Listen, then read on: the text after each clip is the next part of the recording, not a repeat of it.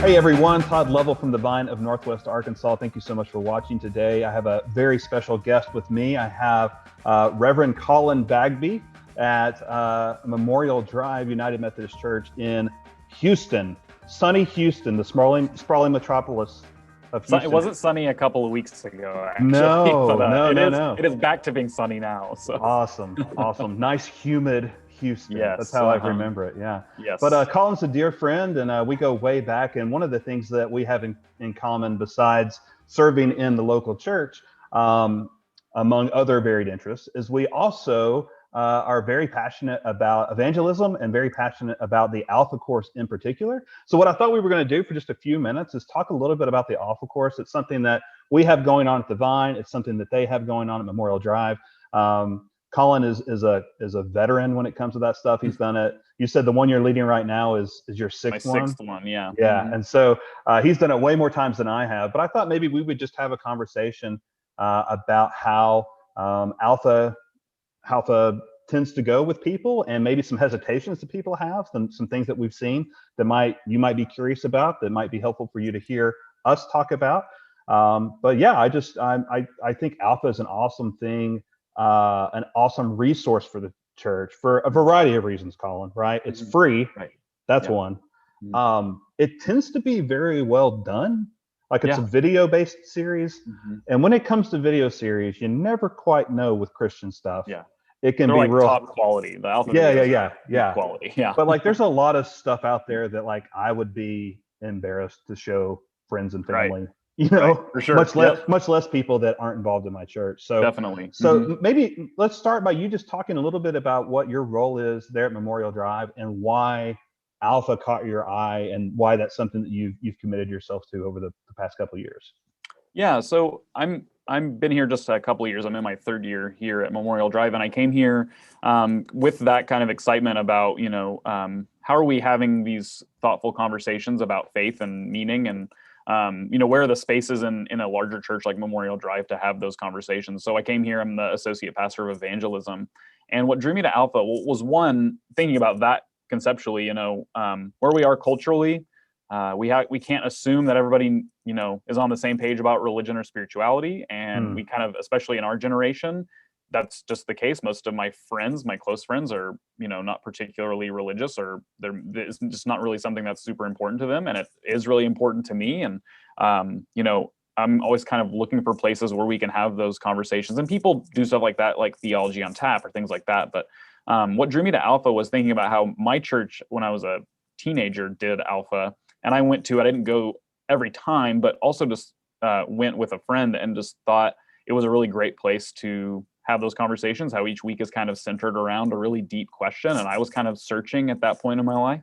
And then also, I'm always trying to look for pastors that are doing these things well, that are actually engaging in these cultural conversations and are actually helpfully talking about religion and faith, and not in a manipulative way, but in a way that's like understanding. Like if I'm going to talk to somebody that doesn't share my faith, I want to accurately represent what they believe, and I want them to accurately represent what I believe. Like, I'm okay with somebody rejecting Christianity if they reject what it actually is and not maybe a caricature of what it is, or inaccurately. And I thought, Alpha it's not like low bar, like it's really thoughtful and smart.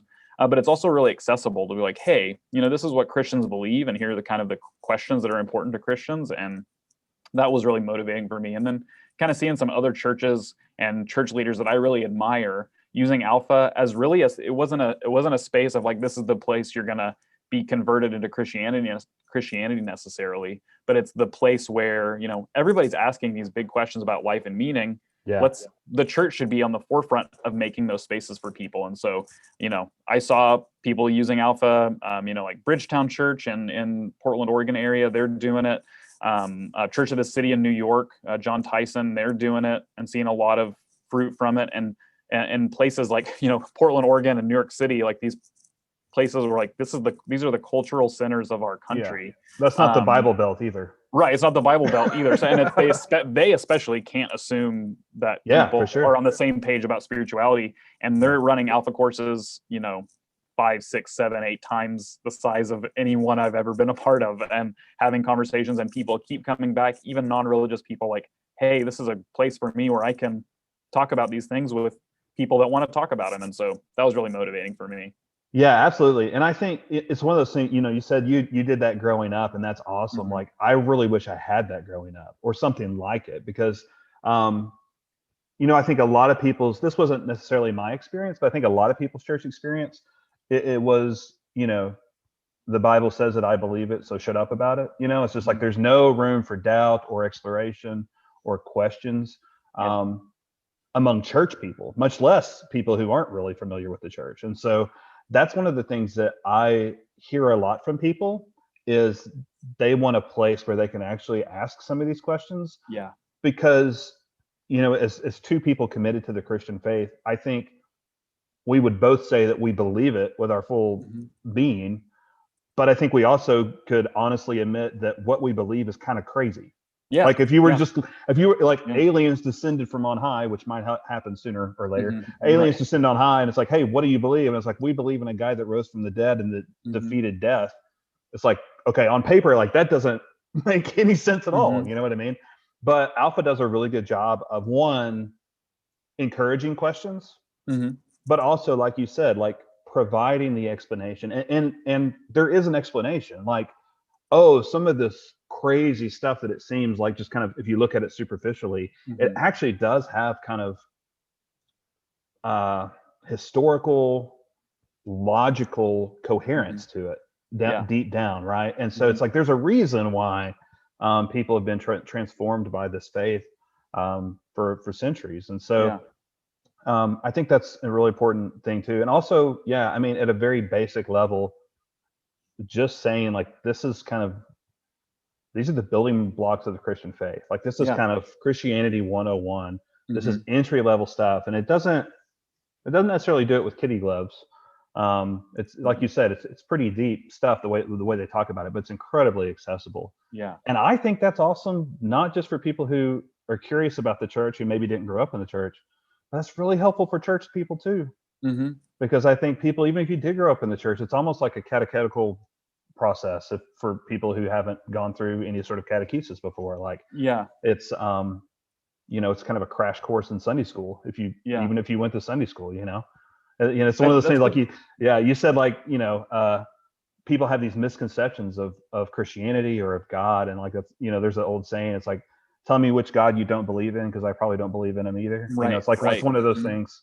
So yeah. Yeah, I was just going to say, and for those kind of assumptions that we bring, I think also sometimes we make assumptions about ourselves, or we Mm, kind of go along with it so long that we never actually say out loud some of the things that we believe. And Alpha really enables us to say those things out loud. And also, frankly, like, I've watched the Alpha videos several times now, and there's a couple of the weeks where Alpha is kind of in our same umbrella tradition of Christianity, but mhm. not exactly the same. Like, there's some things in the Alpha videos that I kind of maybe not roll my eyes at, but I'm kind of like, I would say that a little bit differently, or I Hmm. would nuance that, or I'd add something to that. And then it really checks me a little bit, like, oh yeah, like, it's not about what Colin believes. It's a Right. means of cracking open the participants' beliefs. And so I can say out loud, like, yeah, I had a kind of a physiological reaction to that part. What did you guys think? Yeah. And that's another beautiful thing too, is I've done, since I've done Alpha like 6 times now, it's different every time. Like, I Mm, don't feel like I'm just getting the same content over and over. The most exciting part is hearing people's perspectives and responses to the videos. And because it's different people every time, I get different responses every time, and new stories and new illustrations and these new moments where people are like, oh, I never thought about it that way. Or, oh, I didn't realize, I've been a Christian my whole life and I didn't realize Christians believed X or Y, and right. having those kind of those things click with people, or the reminder, sometimes I think, like, we already know this, we just need to be reminded. And so that's been really, really cool to watch too. So That's cool, man. yeah. So, you talk a little bit about the powerful moments that you experience Mm-hmm. in the meeting itself. Like, what, over all the sessions that you've led, what have been kind of people's hangups? Like, Mm-hmm. what are the things that kind of stand in people's way from jumping right into Alpha? Is there kind of a common thread to those, or do those tend to be pretty unique to individuals? I think it's unique to individuals, and if I were to maybe broad brush it a little bit, the obstacle for church people is that a lot of times they want to be told the right things or asked the right questions. So like, it's like, okay, here's the bullet points, and then here's the guided discussion questions at the end of the chapter, and they're always the same. The intimidating part about Alpha for church people is that you watch the video, the lights go up, so to speak, and then you're like, okay, what did you think? Like, it's open-ended. And that's kind of hard for people. And it's not just church people, but in a setting about faith, it's not me getting up there and being like, okay, as your pastor, believe X or Y. It's like, I want to know what you think. And I think that's intimidating for people that maybe in a kind of consumeristic culture, they're used to just being receptacles for church information, you know? Yeah. I think for non-religious people or kind of searching people that I've experienced in Alpha, it's that Alpha certainly is from the Christian perspective. So there are voices from other perspectives in the videos, but it still is lightly a Christian environment. And I think a really good Alpha does a good job of saying, yes, this is from the Christian perspective, but all voices and perspectives are welcome. And I think sometimes people use Alpha poorly by just adding it to their list of classes they're offering, that season. And Alpha is kind of its own thing, that it should be this environment where people feel spiritually engaged, even if they're not Christians. And so I think that's another hang up. And yeah, I mean, like if you have it at a church building, for instance, like my dream would be to have a offsite kind of Alpha place, where I could have it somewhere other than a church. Because it's also like we're inviting folks to come talk about faith and spirituality on our turf. And I think Alpha works best when it's really truly neutral in some way. It's like, we're just coming to talk about these things, and we're organizing it, as Christians, because we think talking about these things in general is important. And so that's what comes to mind for me. Well, what are some, do you have any like kind of testimonies from people that you would be willing to share, of people who maybe didn't think much of it, but jumped into it and had some light bulbs click on for them? Yeah. There's two that I always remember. One is a non-church person, and one is a church person. So I'll start with the non-church person. Let's say his name's Carl. Carl was invited to go to Alpha by his grandma. His grandma was a member of our church, and Carl was not a Christian, and had graduated from college and was just kind of working a regular job during the week. And his grandma knew that he was kind of searching personally, not necessarily for religion or anything, but heard my pitch for Alpha in church one Sunday and thought it was a good space for him. He begrudgingly went sometime in the middle of Alpha. I don't remember what session he came to, but I remember him coming up to me and basically saying, like, I'm coming because I say yes to my grandma, basically. That is always the right answer. Right. You always say yes to your grandma. And that says something about personal invitation, how much it works. But also, partway through, I also just recognized him as somebody that like was not going to just go along to get along. Like, he's going to ask the hard questions. He's going to be honest about his perspective. And that really helped the Christians in our group be open in their conversation during Alpha. I'm really grateful for his presence in that. And at the end of that Alpha, he told me he was going to come back so he could see the beginning videos, the ones at the beginning of Alpha. So he came back. And then at about the point that he came last time, about that halfway point, he asked me to go get a beer with him. So I went and got a beer with him. And he said to me, he's like, I think I might be a Christian. And he kind of said hesitantly. And he kind of expressed some of his hangups with it, or whatever. He's like, but I think I might be one. And that was enough for me. Like, the other 30 people that were part of that Alpha didn't really matter. As long as Carl could have that maybe, that was enough for me. And then for the church person, this was somebody that has been at this church for a really, really long time, and really just wanted to find an outlet for participation. And he had the hardest time. I would give him suggested conversation questions because he was really uncomfortable with just having open-ended conversation. I was like, well, if nobody starts to talk, maybe ask one of these questions. And I even noticed him like going down the list of the questions and doing it really systematically. And it was a couple of Alpha sessions later that he really started to be like, oh, we can just have these open-ended conversation. And this is a guy that's in his like 70s or 80s. And when we had to go from, it was like the tail end of an in-person Alpha, we had to go all online at the beginning of COVID last year. He expressed to me like he didn't realize how integral it had been to his life to weekly have those conversations. Wow. And so he was just trying to find an outlet to serve, and he's retired and just needed a place to kind of do something.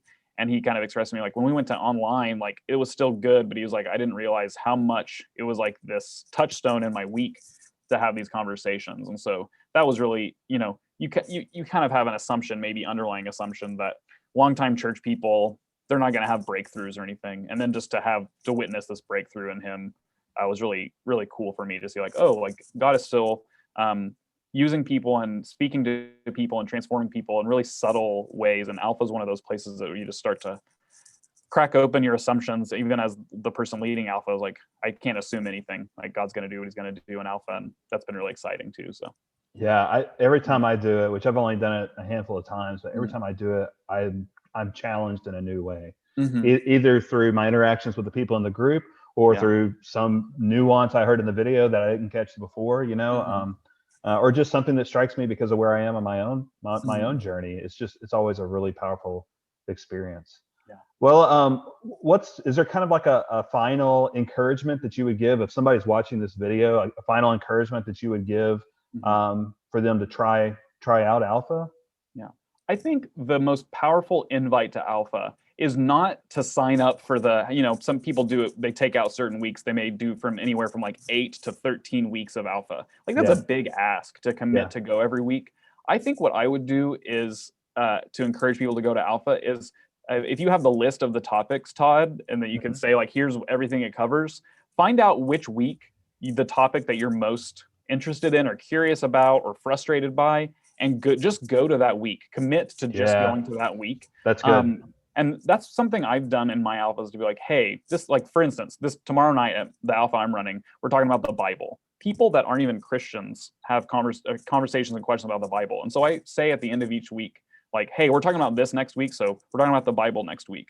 You know somebody that wants to talk about the Bible. Invite them to come talk about the Bible. You can jump. That's the great thing about Alpha, is you can jump in at any time and not really miss anything. And so that's what I'd encourage you to do is we live in a culture where we're really bad at having deep, thoughtful, good faith conversations about deep topics. And so I think Alpha is the perfect place to be like, hey, I've really wondered about prayer or the Bible or evil or whatever else. I know that on whatever week in April, that's what they're talking about. I'm at least going to go to that. And I promise it's painless, to go, even if you just want to go and listen to other people talk about it, it's worthwhile just to plug into that and just to give it a shot, even if just for 1 week. So, yeah. Well, I think that's awesome. Yeah, I think that's a really good word. And I think Alpha, like you said, Alpha's kind of designed for that. You can pop in and do whatever you want to do. You can sit there and challenge everything, or you can not say a word, and it's totally cool either way. Well, Colin, man, I really appreciate it, and I hope the people watching this will be encouraged by hearing just a little bit more about your experience with Alpha, and maybe they'll try it at Memorial Drive, maybe they'll try it at the Vine of Northwest Arkansas, but I do hope that they find a place to get plugged in to ask some of these big life questions. So, man, I really appreciate your time, and we'll catch up soon.